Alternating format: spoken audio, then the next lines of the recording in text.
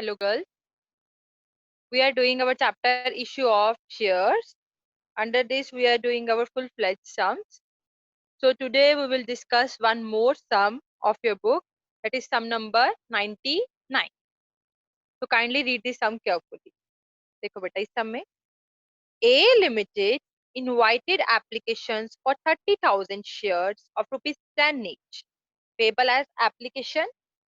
Application हमें given है that is 7.5 and allotment to जिसमें इंक्लूडिंग है 1.5 premium. Okay, next balance on call. Call फिर कितने की रहेगी? देखो टोटल शेयर हमारे पास कितने का है? 10 का, जिसमें प्रीमियम कितने का है? 1.5. तो 10 प्लस 1.5 शेयर हमारा हो गया 11.5. और कॉल कितने की रहेगी फिर? 11.5 minus 7.5 minus 2. 2 is our call. Okay, next applications आपने रिसीव करी हैं 36,000 शेयर. अप्लाई किए हैं, इशू किए हैं 30,000 एंड एप्लीकेशन रिसीव करी हैं 36,000 शेयर. तो हमारा प्रोराटा है, तो हम कैटेगरी बना लेते हैं. पहले share applied, share allotted, excess share and excess amount. देखो हमारी फर्स्ट कैटेगरी क्या है? To refuse allotment to the applicant for 1600 share. जिन्होंने 1600 शेयर के लिए अप्लाई किया था उनको कोई भी शेयर अलॉट नहीं करा. Next is to allot in full to the applicant for 4400 share. जिन्होंने 4400 शेयर के लिए अप्लाई किया था उनको पूरे शेयर अलॉट कर. And to allot the remaining shares on pro rata base. Remaining share, total share applied कितने थे? मींस एप्लीकेशन कितने की रिसीव करी थी? 36,000 की, और इश्यू थे 30,000. तो रिमेनिंग अप्लाइड कितने रह गए? 36,000 minus 1600 minus 4400, that is 30,000. और allotted कितने रह गए? 30,000 minus 4400, that is 25,600. I hope ये clear हो गया. नेक्स्ट एक्सेस शेयर, 1600 minus 0, 1600, ये कुछ नहीं आया. 30,000 minus 25,600, that is 4,400. Excess amount किससे मल्टीप्लाई करते हैं हम? एप्लीकेशन से. और एप्लीकेशन हमें कितने की गिवन है? 7.5. 4,400 इंटू 7.5, ये कितना आ गया? 33,000.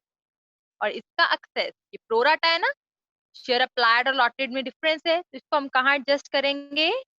अलॉटमेंट. नेक्स्ट इसका निकालते हैं. 1600 इंटू 7.5, 1600 शेयर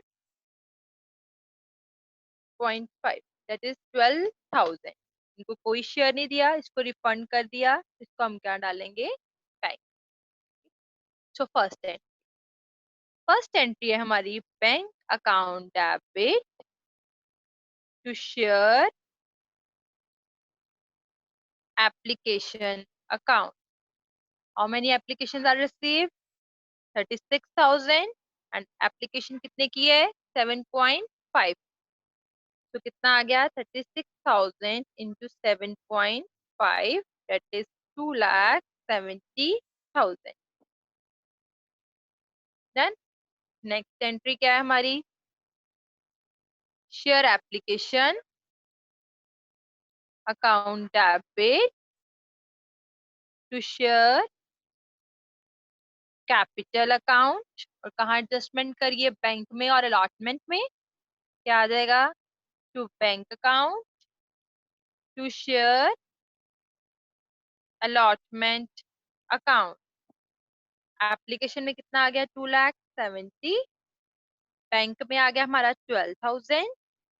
अलॉटमेंट में आ गया 33,000. तो कैपिटल में कितना आएगा? 2,70,000 minus 33,000 minus 12,000, that is 2,25,000. I hope इतना क्लियर होगा एप्लीकेशन का. नेक्स्ट हम करते हैं अलॉटमेंट. अलॉटमेंट की एंट्री क्या होती है? Share allotment account debit to share capital account, और प्रीमियम भी है अलॉटमेंट के साथ, to security premium reserve account. अब हमने सारी एंट्री कितने शेयर से करनी है? 30,000। कितने की अलॉटमेंट हमें गिवन है? दैट इज ऑफ ₹2, जिसमें 1.5 प्रीमियम का है। यहाँ आ गया 60,000, ये आ गया 30,000 टू 0.5, क्योंकि 1.5 हमारा किसका है? प्रीमियम का। 30,000 टू 1.5, ये आ गया 45,000, और ये आ गया 3,000। आई होप यहाँ तक क्लियर हो गया हो आप। अब नेक्स्ट लाइन पढ़ो, दो दी हुई। All the shareholders except the following paid their sum when due. सभी शेयर होल्डर्स ने अमाउंट पे कर दिया है एक्सेप्ट एक्स और वाई। एक्स का क्या लिखा उन्होंने? X to whom 80 shares were allotted did not pay anything after allotment.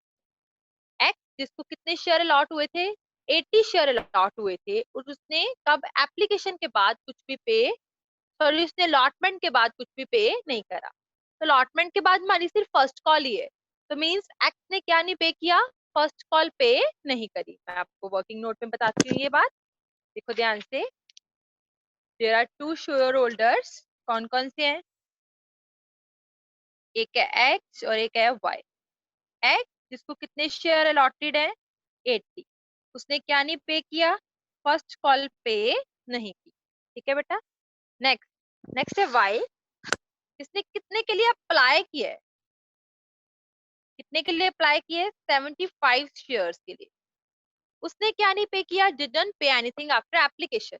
Application के बाद कुछ नहीं पे किया, मीन्स उसने अलॉटमेंट नहीं पे की और फर्स्ट कॉल नहीं पे की। ये आप लिख लिया करो चाहे। और हमें हमेशा बेटा अलॉटेड शेयर चाहिए होते हैं, याद रखें। अगर आपको अप्लाइड गिवन तो आपको पहले अलॉटेड ही निकालने पड़ते हैं। अगर इस केस में चाहे उसने फर्स्ट कॉल नहीं पे की, इस केस में भी अगर आपको अप्लाई गिवन होते बट फिर भी आपको अलॉटेड निकालने पड़ते। ठीक है, तो हमें अलॉटेड शेयर तो निकालने ही निकालने। ओके, देखो अब आपको पता है इस पर्सन ने अलॉटमेंट पे नहीं की, और इसकी हमने प्रो राटा एडजस्टमेंट करी है ना अलॉटमेंट में, तो हमें उसके अकॉर्डिंग जो आपको मैंने बताया था 3 स्टेप, उसके अकॉर्डिंग निकालना पड़ेगा। स्टेप 1, इस पर्सन का निकालना वाई का। इसकी हमें अप्लाइड शेयर गिवन है, हमें अलॉटेड शेयर निकालने हैं। नंबर ऑफ शेयर अलॉटेड कैसे आएगा? Total share allotted, total share applied into number of shares applied. Total share allotted अब कौन से लेने हैं आपने? ये कैटेगरी लेनी है बेटा। इसको हो गए, इसको पूरे शेयर हो गए, यही कैटेगरी है जिसकी प्रो राटा एडजस्टमेंट हुई। तो टोटल शेयर हमारे इसके अप्लाइड, और अप्लाइड कितने हैं? 30,000। Number of share applied is given to you, that is 75। ये हम निकाल लेते हैं। 25,600 over 30,000 into 75, 63.9 मीन्स कितने शेयर हो गए? 64 शेयर। अब आपको यहाँ पे जहाँ अप्लाइड लिखे ना, आपको मैंने पहले भी बताया था, आप ऊपर लिख लो थोड़ा सा अलॉटेड 64 शेयर। सारा सम आपको 64 शेयर से करना। ओके, आप चाहे बुक में लिख लो चाहे वर्किंग नोट यहाँ बना कर लिख लो, जैसे आप। ये हो गया स्टेप 2। हमने एक्सेस अमाउंट निकालना है। कैसे निकलता है? शेयर अप्लाइड कितने हैं? 75। शेयर अलॉटेड कितने हैं? 64। एक्सेस शेयर्स कितने हैं? That is 11। And excess amount कैसे आएगा? 11 इंटू 7.5 एप्लीकेशन से मल्टीप्लाई करके, दैट इज 82.5। इसको किस में एडजस्ट करना है? अलॉटमेंट। स्टेप 1 शेयर निकालने हैं, स्टेप 2 एक्सेस अमाउंट निकालना। हो गया। स्टेप 3 हमें क्या निकालने होते हैं? Call in area. याद रखो, पहले share, excess amount, call in area. ये कैसे निकालोगे? अलॉटमेंट ड्यू कितनी थी वाई के ऊपर? कितनी पे करनी थी वाई ने अलॉटमेंट? अलॉटेड शेयर से मल्टीप्लाई करना है, मैं फिर बता रही हूँ, अप्लाइड से नहीं करना। 64। बच्चे अप्लाइड से मल्टीप्लाई करते हैं, यहीं सम गलत होता है, हमें अलॉटेड से मल्टीप्लाई करना है। 64 into 2 allotment, that is 128 उसने allotment पे कर। ऑलरेडी कितनी रिसीव करी हुई है उसकी allotment? 82.5। तो हमारे कॉल इन एरिया कितने आ गए? minus 82.5, that is 45.5 is our call in area। Okay, देखो अब हमने क्या करना है, हमने नेक्स्ट एंट्री करनी है। क्या एंट्री करेंगे हम? Bank account debit, call in arrears account debit to share allotment account. Allotment हमने लेनी थी 60,000, जिसमें से 33,000 हम ऑलरेडी ले चुके हुए हैं। तो हमने अब कितना लेना है? 27,000। 60 में से 33 ऑलरेडी ले चुके हैं।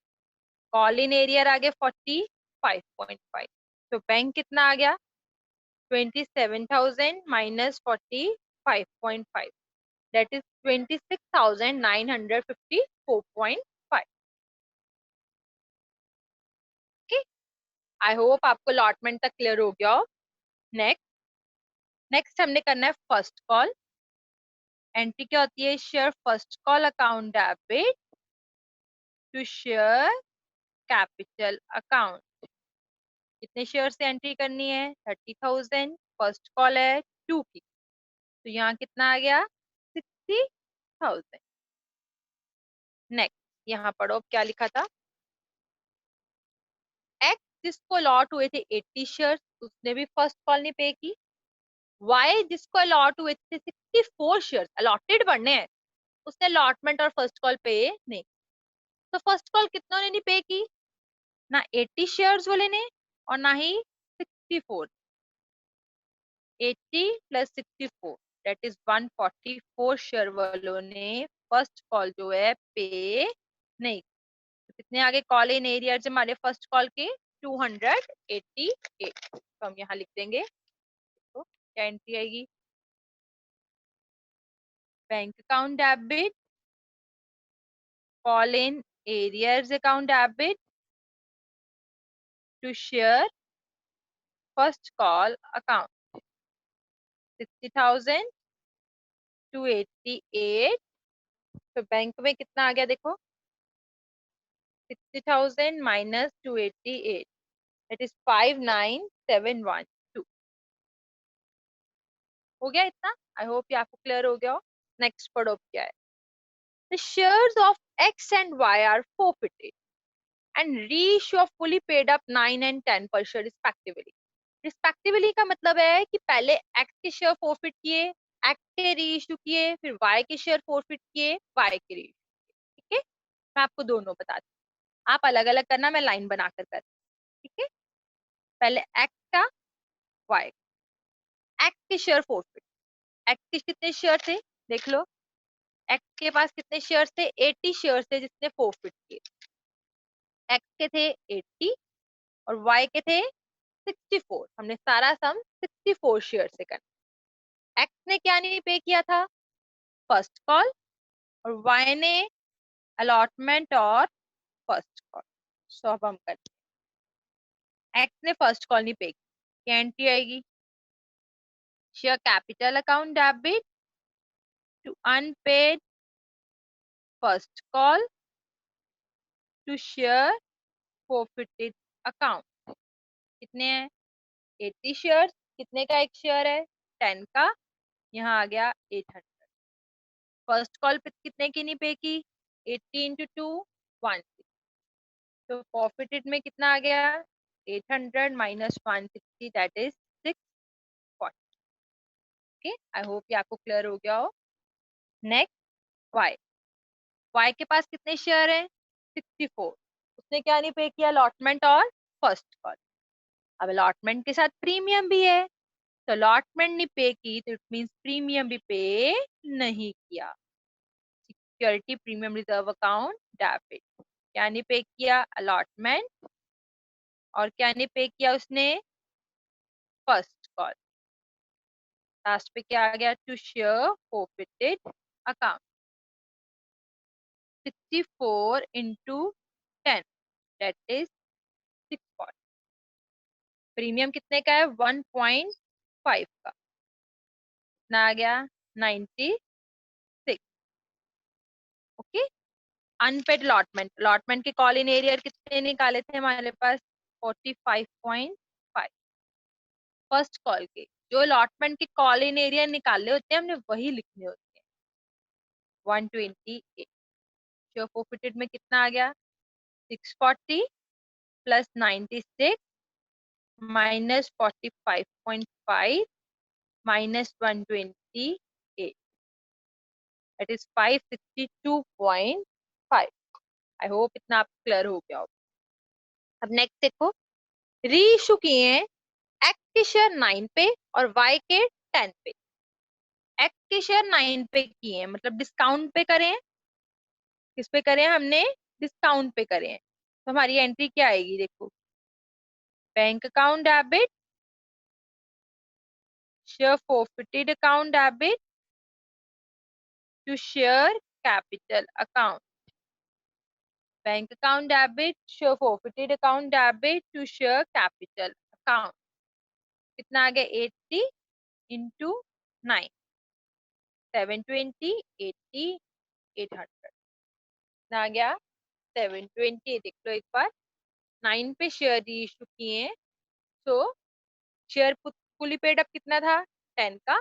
ये हमारे पास आ गया। Bank account debit, share forfeited account debit to share capital account. अब लास्ट एंट्री हमारी क्या होती है? हमेशा share forfeited account debit to capital reserve account.